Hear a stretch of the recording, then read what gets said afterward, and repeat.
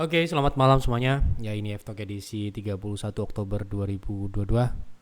Seperti biasa, kita akan berikan update market, IHSG dan saham-saham yang sudah masuk di kolom komentar di F-Talk edisi terakhir 30 Oktober 2022. Ada 4 ide saham ya. Jadi hanya 4 yang akan kita bahas sesuai dengan permintaan. Jadi silahkan apabila ada saham yang menarik lainnya, isi di kolom komentar saham apa yang menarik akan dibahas di F-Talk selanjutnya. Pada F-Talk malam ini, karena ini adalah akhir bulan Oktober, akhir perdagangan tadi adalah perdagangan terakhir di bulan Oktober. Seperti biasa kita akan share bagaimana perkiraan IHSG di bulan November, bulan depan atau besok ya. Jadi kita akan lihat sesuai dengan data seperti yang kita sudah selalu sampaikan di awal-awal bulan atau akhir bulan, bagaimana sebulan ke depan kita akan share sesuai dengan data dan juga analisa teknikal nanti seperti apa gitu ya. Ini sudah kita siapkan datanya bagaimana di bulan November. Nanti lebih lengkapnya nanti kita akan bahas dengan teknikal ya. Nah, agar tidak lupa saya ingatkan lagi untuk bundling PTR dan PIR masih tersisa 3 sampai dengan video ini dibuat. Jadi silahkan apabila Anda ingin join PTR plus PIR ya dengan harga spesial, ya silahkan hubungi admin di WA dan di Telegram ya sampai dengan jam 12 malam ini. Jadi kalau misalkan ya admin tidak menjawab, ya mungkin kalau Anda beruntung besok pagi akan dihubungi. Tapi kalau tidak dihubungi lagi berarti kemungkinan besar sudah sold ya. Seperti itu. Oke, kita mulai dulu pembahasan saham ya. Pembahasan saham terlebih dahulu, nanti kita akan bahas IHSG terakhir. Yang pertama dari Pak Surya, untuk saham Elsa untuk trading bagaimana ya? Ya, pertanyaan seperti ini jawabnya sebenarnya ya gimana ya, tidak gimana-gimana ya. Jadi sesuai dengan apa yang seperti yang kami sampaikan ya, semua saham itu kalau tanyanya gimana ya nggak gimana-gimana kan gitu. Kalau harga saat ini boleh beli atau tidak, nah itu akan ada jawabannya ya kan, jawabannya mungkin lebih baik ya. Jadi kalau misalkan mungkin isi kolom komentar lebih spesifik saja, misalkan beli di harga saat ini bagaimana atau harus menunggu terlebih dahulu seperti itu. Nah, di pembahasan terakhir untuk Elsa sendiri, ini adalah target kami di resist 358 dan hari ini breakout ya. Perdagangan terakhir hari ini Elsa breakout, artinya Elsa akan melanjutkan potensi kenaikannya menuju 500-an. Ya, artinya ini adalah proses lanjutan Elsa karena sudah berhasil breakout dari resist cukup kuat karena 3 kali ya seperti yang kami sampaikan, 3 kali diuji 350 sampai dengan 340 ini adalah area resist yang mungkin menjadi kunci apakah Elsa ini dapat berlanjut atau tidak. Nah, dan kebetulan Elsa dapat berlanjut artinya ini adalah sebuah momentum breakout gitu ya. Untuk saat ini Elsa kemungkinan akan ada retest terlebih dahulu, sehingga kalau pertanyaannya memang mungkin tidak seperti itu ya. Pertanyaannya bagaimana ya kan? Nah, kalau saya ya, kalau belum beli, nih pertanyaannya, kalau belum beli, ya saya akan menunggu dia koreksi terlebih dahulu, setidaknya dari tes di 366 sampai dengan 358 itu akan lebih oke ya. Karena kenapa? Karena Elsa itu adalah kecenderungannya dia akan membentuk wave cukup signifikan ya, beberapa kali ya. Nah, seperti ini adalah wave yang cukup signifikan sehingga ketika kita membelinya sedang kondisi yang sudah naik ya, artinya sudah terjadi kenaikan, itu akan relatif berisiko ya, sehingga kita akan mengambil secara bijak momentumnya koreksi dulu ya 358.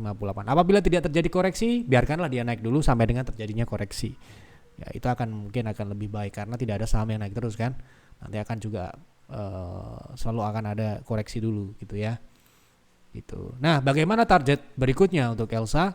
Kalau menurut saya ini sesuai dengan beberapa konsultasi kemarin, ada beberapa konsultasi member PTR waktu itu di 340-an, targetnya di 418 ya, di sini ya 418 itu adalah resist yang ini ya, 420 418 kita ambil di 418 agar mudah tercapai. Kemudian target berikutnya di sini ada di 525, ini sesuai dengan konsultasi yang ada di member PTR ya. Nah, ini ya di sini ya. Ini adalah rounding. rounding yang dibentuk oleh Elsa sendiri dalam jangka panjang ya, karena di 2021 peaknya ini ya gitu. Kalau kita perhatikan di weekly sendiri, Elsa ini cukup baik ya harusnya, karena weekly candlesticknya cukup oke setelah breakout ya, seperti itu. Baik, untuk Elsa menurut saya seperti itu ya. Jadi kalau bagus ada koreksi dulu. Tolong bahas saham SRTG, kira-kira masuk di harga berapa dan bisa naik di angka berapa untuk invest jangka menengah.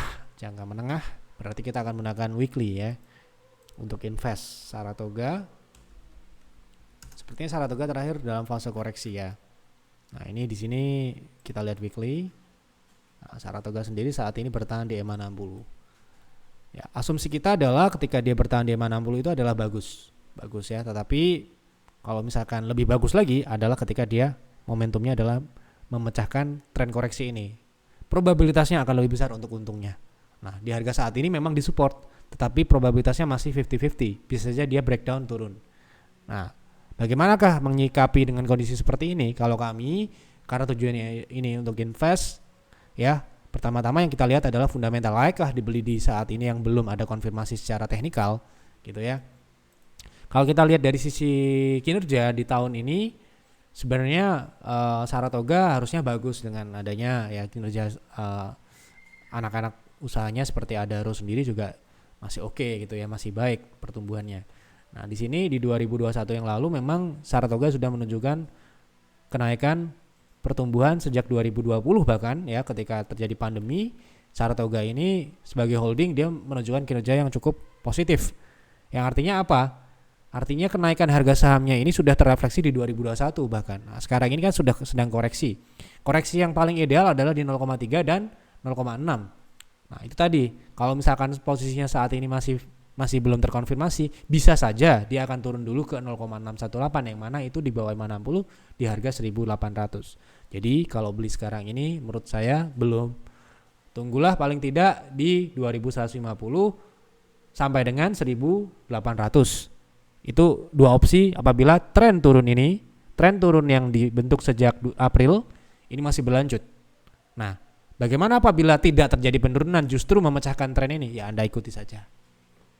Ya, sementara ini karena belum terjadi, sebaiknya memang tunggu turun dulu. Karena kinerja di kuartal 2 kemarin kurang baik. Karena di 2021 yang pertumbuhannya signifikan. Jadi sangatlah wajar apabila di kuartal 2 2022 ini terlihat jelek, terutama di pendapatan atau laba bersihnya ya. Di sini dia mengalami penurunan dari 14 ya, 14 menjadi 253 miliar. Jadi 14T menjadi 253. Dan ini terlihat juga sudah minus di operasionalnya. Jadi operasional sendiri juga sudah minus 73 miliar. Ya. Jadi sebaiknya memang harus sabar. Kalau Anda mau harga bagus, ya di 1.800 di bawah 2.000. Tapi kalau misalkan nggak dikasih, ternyata terjadi kenaikan mematahkan tren turun itu, ya Anda bisa ikuti itu. Itu dua opsi itu. Dan sekarang ini untuk saat ini belum. Ya, belum dulu. Karena pertama, target buy on weakness belum tercapai. Kedua, tren turunnya belum dipatahkan. Kenapa harus buru-buru, ya kan? Gitu. Oke. Mohon dibahas saham Arko, jangka pendek mengarah ke level berapa?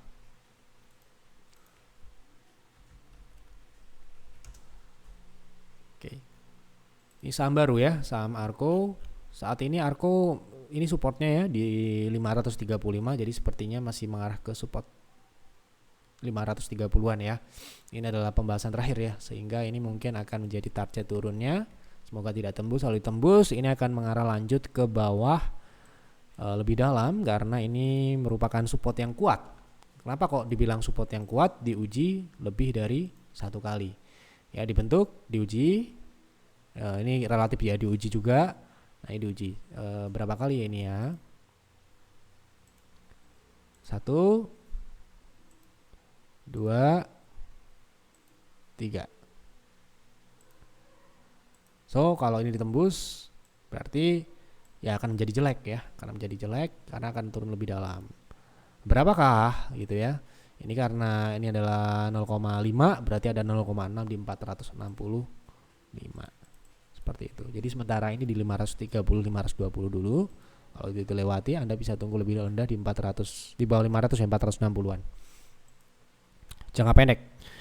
Mohon bahas BDMN apakah lanjut uptrend kembali?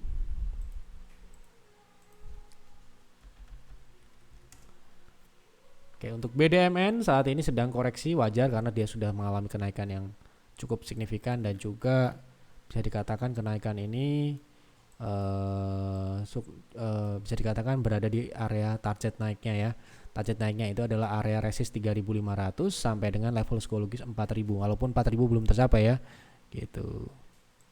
Nah, sekarang ini akan terjadi koreksi. Ini uptrend. Pertanyaan adalah apakah melanjutkan uptrend? Belum, karena ini adalah koreksi dulu ya. Koreksi ini akan terjadi tren turun minor ya. Tren turun minor di sini akan meretest atau membentuk high low.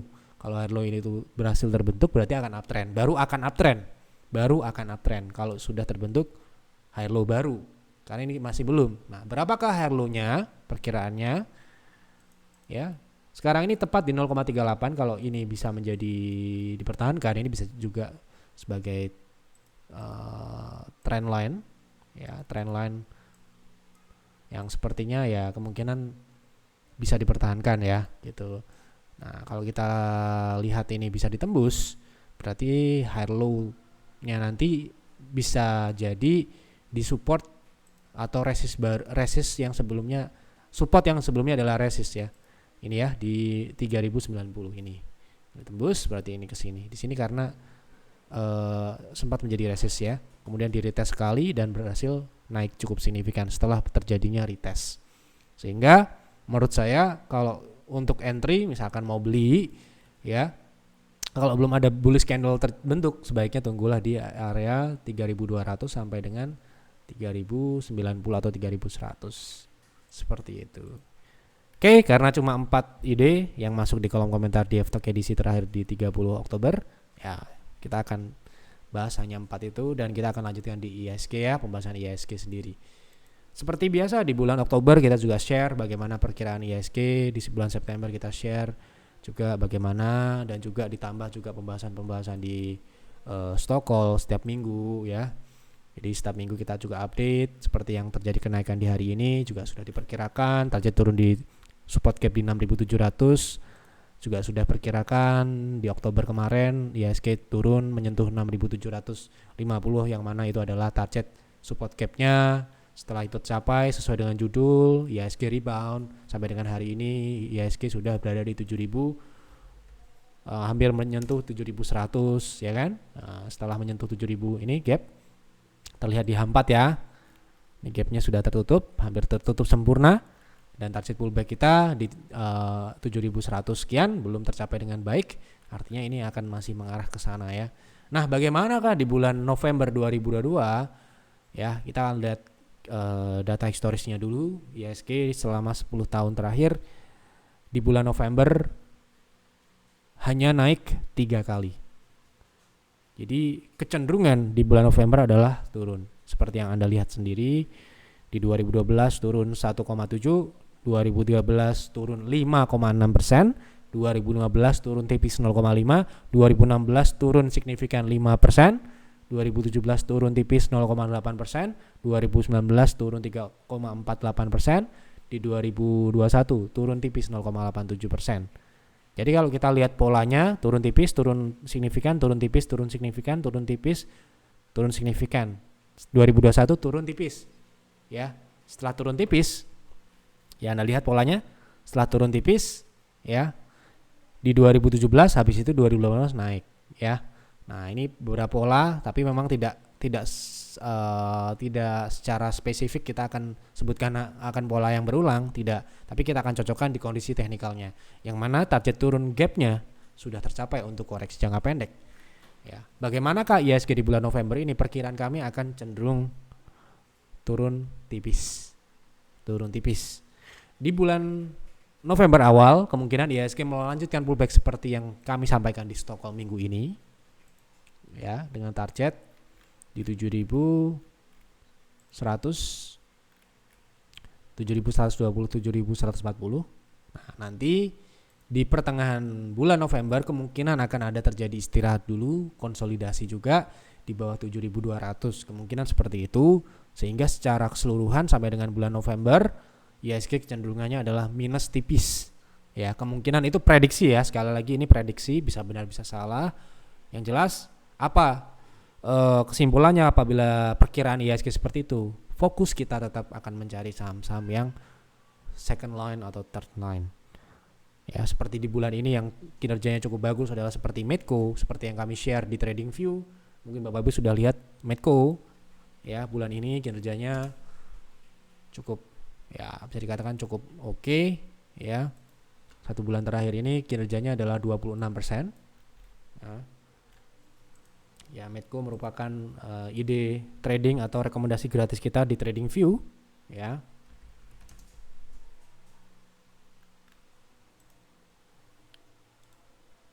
Kami share ya. Nih.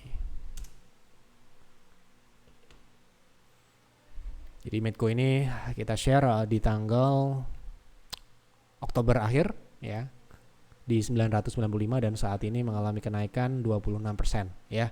Gitu. Jadi kenaikan ini sudah cukup signifikan juga. Kita di PTR tentu saja sudah masuk di harga yang lebih rendah tentu saja. Selain itu juga Cleo ya, yang kami share untuk trend following. Cleo sampai dengan hari ini masih dikatakan cukup baik, stabil ya. Kita coba share di mana, di TradingView tentu saja.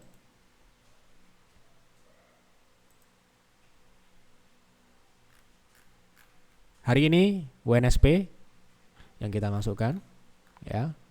Kemudian Medco ini ya, kemudian Cleo di tanggal 18 pertengahan bulan Oktober di harga 500 yang kita share mengalami kenaikan saat ini total 44%. Ya, jadi saat ini yang kita fokuskan adalah saham-saham seperti Medco, juga Pegas. Memang kita tidak share di trading gratis di TradingView, rekomendasi gratis di TradingView, tapi kita di tradingnya di PTR juga.